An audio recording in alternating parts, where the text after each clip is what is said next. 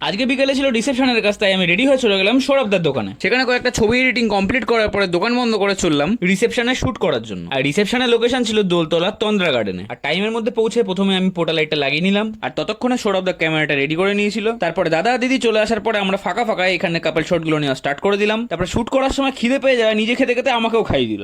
সেই মজা। তারপরে সবাই আসছিল বলে আমরা গ্রুপ ফটো তোলা স্টার্ট করলাম। আর আমাদের ব্রাইড নাকি এখানে আমাদের জন্য খাবার এনে আমাদেরকে খাইয়ে দিচ্ছে। মাঝে মাঝে তো নিজেরই মনে হচ্ছিল আশেপাশে যেসব ঘটনা ঘটছে এগুলো সব স্ক্রিপ্টেড নয় তো, but sorry, this is the reality of love and respect. তারপর নিচে হচ্ছিল ডান্স, তাই শুট করার জন্য আমরা নিচে চলে আসলাম। তারপরে আমার স্কুলের বান্ধবীকে দেখলাম গান গাইতে, আর ফুচকা খাওয়ার বাড়িটাকে দেখে আমার তাওয়া মনে হচ্ছিল।